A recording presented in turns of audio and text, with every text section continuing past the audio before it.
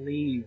And you know what, Tony? That's the reaction of most people. The only people who usually don't react that way are idiots like us who are like, "Oh, ghost!" We run towards it.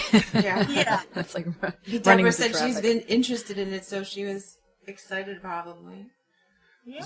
So what happened at that point? The woman said that you have this little girl spirit. Was she able to pick up anything on who the little girl was, how she died? She picked up her age, that she was younger, that she had a pain in her hand, that she had a pain in her, like her side or her stomach. She picked up that she played with certain things of mine in the house, my pearls, pictures, played with the baby a lot. She kind of told or conveyed through this psychic that she was supposed to take care of the baby. Kind of like it was her baby. And so she was constantly playing with it, and we think that's why the baby was waking up every night.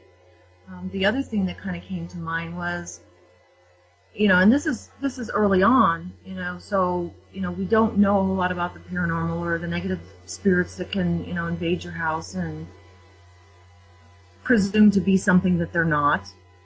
So one of the other thoughts that I had was, maybe this is like an angelic companion for my son, my newborn son. Maybe my son has SIDS, and he's being poked every hour to wake him up so that it reminds him to breathe and that he doesn't die in his bed. Wow. So my heart kind of went out to this little spirit. But, so at this point, when did things start to change? When did it go from, okay, it's cool, we have this little girl spirit maybe looking over a baby, to realizing that you're dealing with something that is potentially a lot more dangerous? Well, I want to say that the catalyst for that was probably when Sightings got involved, and that was kind of a roundabout thing. We were having little fires in the house, things were moving in the house, and we didn't, all the reading that I had done, in my younger years, it really didn't define what was going on in our house, because some of it seemed to be like the poltergeist activity, and some of it seemed to be like ghost or spirit activity. So we were having a hard time trying to figure out exactly what was going on and what we were supposed to do. And Barbara, who was the psychic that we had talked to originally, she lived, like I said, out in California, and she did lectures out there at some of the universities. And attending some of these lectures were some of your personalities from like Unsolved Mysteries and like Ghost Lab and stuff now. I mean, they're always on search for the shows of the day. Right, back in the 90s. Yes, before all this paranormal craze took off. So she was contacted by them. They were really interested in the pictures that she had shown. Of course, she had tried to keep our names out of it, very anonymous. And she called us and she said, look, I've got a couple groups that are, really wanting to know more about your experiences. And she let us in on, if you go this route, they may be able to help. But she also let us know that if we go this route, things might not ever be the same, because they're going to come in with a battery of equipment, and they're going to take over the town, and everybody's going to know they're there. And knowing that, she grew up in this town, and it was a fairly judgmental town. I mean, we're in the middle of like the Bible Belt. Right. You don't talk about spirits and demons and things like that. So she said, think about it. And I guess, Tony and I argued quite a bit back and forth about it, because Tony comes from a pretty big family that permeates the town. Yeah, I've lived here close to 44 years now, and it was just not something, the whole idea of TV crews coming in and making a scene, and all of a sudden you're going to be known for the and he comes from a very big family. His mother had, I think, 13 siblings, and his father had 14. Wow. My goodness. So everybody's not only going to be looking at us, but they're going to be looking and pointing fingers at them as well. And so that was a big concern as well. Now, I remember when it first aired on Sightings, I remember that, Tony, they did blank out your face and kept you somewhat anonymous. That didn't work. Yeah. Everybody knew who was on TV. I remember going into work, and people saw it, they were like, we know that was you. We can tell. So, second time we did it, we decided, people know, well, we don't have to block me out anymore. Okay. I did want to ask a question. Did you guys ever do any background searches on the house, or did the show ever do any background searches on the house to find out if a little girl did pass in that house?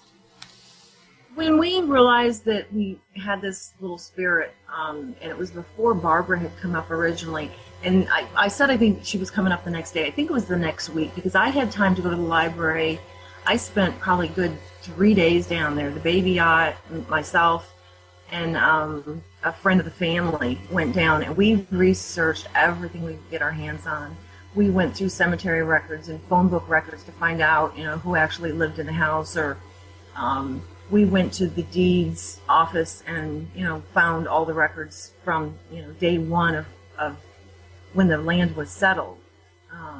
The Finney family was pretty prominent, a family of at least 2 doctors. One of them, who was a little eccentric, had owned the house. In fact, they actually built the house, I believe, in 1872. So the house was it was just over 100 years old when we moved in. They owned it from that time till about 1956 or 54, and they had owned a lot of other properties up and down the street as well, and used it a lot for rental. But through all of the church records, the phone records, everything that we had searched through, and microfiche, and books upon books, we never found a little girl that died in the house. Newspaper articles or anything, no historical information verifying that there was a little girl that died in the house or lived in the house, or even visited or was operated on in the house. The house itself, a lot of the conjecture, there's a story out there now, has been for years, that the doctor had actually operated on a little girl who was brought to the house for surgery, and she wasn't quite under with the ether, and had felt all the pain that, of the incision and such, and basically cursed him, and has taken it out on, men ever since. And there's really no serious value in that. The house is way too small, and it's just not set up where there would be a private area for, a doctor's office. The doctor did have a practice downtown. So at this point, I know it's, touted as the Sallie house, but we really have no historical, any kind of validation that Sallie ever existed there. Now, when Sightings got involved, how did that happen? Did you contact them? They contacted you because they've heard of your experiences? How did that come about? Well, Barbara was approached by many of them, and we chose to go with the idea that we could maybe get some help and get some understanding with this kind of won out over the whole, we're going to be put on national TV. And we told Barbara, let's go with one of the smaller ones so that it's not such a big to-do. We don't have these major semi-trucks parked on the street and the whole neighborhood in town knows what's going on. And so that's how Sightings got involved. And from the first taping, I think they came to the house 4 or 5 different times while we lived there, and in total there were 8 episodes that aired, and one of the early online events, forums where people were live listening to them and such. And each time they came up, it seemed like Tony would get scratched again. It seemed to be escalated every time he came up, and so each time they wanted to come back and say, oh, well, we're going to bring Peter James this time, or we're going to bring this equipment this time. Tony and I, we spent, weeks and weeks just arguing, horrible arguments about, should we do this, should we not, and of course, we're on opposite sides of the fence with all of this. Well, let me ask a question with the scratching, which is, one of the most compelling experiences that I ever saw. Even to this day, I still find it incredible and wondering, how something like that could happen. Did the scratching started before Sightings came in, or did it happen around that time? When did that first start? It started actually before. I can't remember what. I believe that my brother was over at the house one day, and the day after the Bears, a different brother, and we were just kind of joking around in the house. We had a camera, and I made the comment like, okay, ghost, if you're here, make something move. And right at that time, as we snapped the picture, this teddy bear that was on the side of the TV table just spun around, and we caught that with our camera, and it just freaked us out, and we started to kind of panic. My brother went home to his house, and me and Deb were, pretty upset about it, and we just wanted to get out of there for a little bit, so we were in the process of packing what we needed, the diaper bag and everything, and I was strapping the baby in his car seat, and as I was doing that, I felt this sting in the middle of my back, and it felt like a bee sting. So didn't think much about it. We went ahead and we got over to my parents' house, and my back was still kind of burning, so Deb lifted my shirt, and I always remember her reaction. It was just like, oh my God. And I'm like, what? And when I lifted his shirt, it was nothing that I would have expected. They were probably 6 inches long, 3 scratches in the center of his back. And I was standing right there when, he claimed, the bug bite. And there was nobody around. I didn't do it. The baby was in front of him. We're talking newborn, like 6 weeks old or whatever. There was nothing else in the house. There was nothing else around that could have done it. And that instantaneously just sunk into my head that whatever spirit was in the house had reached out and actually done physical harm to my husband.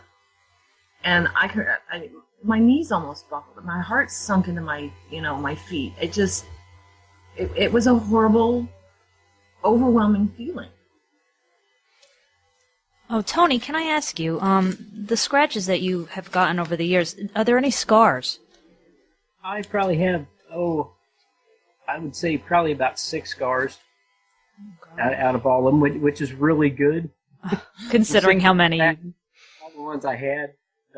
Some of them were, really deep, and I would almost say cuts instead of scratches. Yeah.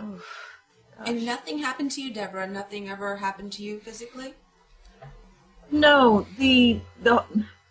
What's very strange is that whatever was in the house presented very differently to me than it did to Tony. And it's a strong basis for our theory about what's in the house. When it first presented as, being this little girl, I was newly mother, and I embraced it. This child is alone, no parents, it needs a family. I felt bad for it. I that motherly instinct kicked in. Sure. And I so easily was won over by it, so quickly accepted it, that it didn't need or try to make me believe in it anymore. But Tony, his whole theory was, he was brought up Catholic. He went to Catholic high school, grade school. His belief was that it's bad. He's thinking exorcism material.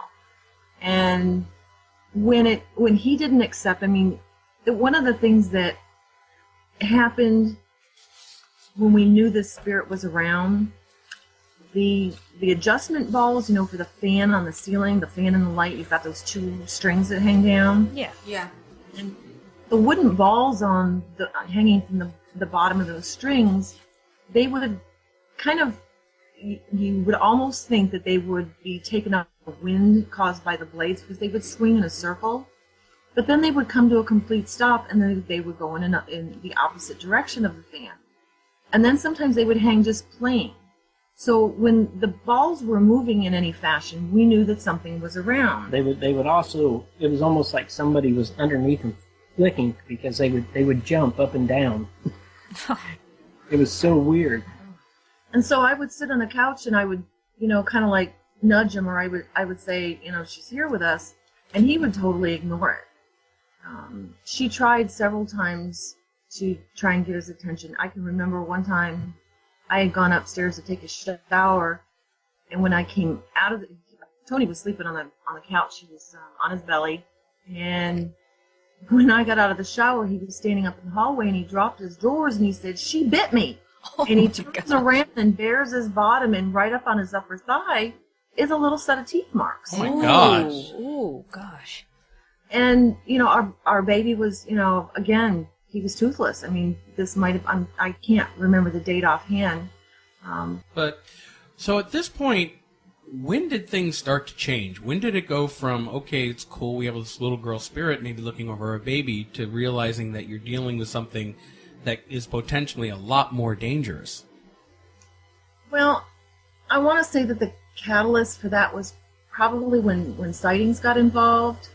And that was kind of a roundabout thing. We were presumed to be something that they're not. So one of the other thoughts that I had was, you know, maybe this is like an angelic companion for my son, my newborn son. Maybe my son has SIDS, you know, and he's being poked every hour to wake him up so that it reminds him to breathe and that he doesn't die in his bed. Wow. So my heart kind of went out to this little spirit. Pick up anything on who the little girl was, how she died? She picked up her age, that she was younger, that she had a pain in her hand, that she had a pain in her, like her side or her stomach. She picked up that she played with certain things of mine in the house, my pearls, pictures, played with the baby a lot. She kind of told or conveyed through the Leave. And you know what, Tony? That's the reaction of most people. The only people who usually don't react that way are idiots like us who are like, "Oh, ghost!" We run towards it. Yeah. That's like Debra said she's been interested in it, so she was excited probably. yeah. So what happened at that point? The woman said that you have this little girl spirit. Was she able to pick This psychic that she was supposed to take care of the baby, kind of like it was her baby. And so she was constantly playing with it, and we think that's why the baby was waking up every night. The other thing that kind of came to mind was, you know, and this is early on, you know, so, you know, we don't know a whole lot about the paranormal or the negative spirits that can, you know, invade your house.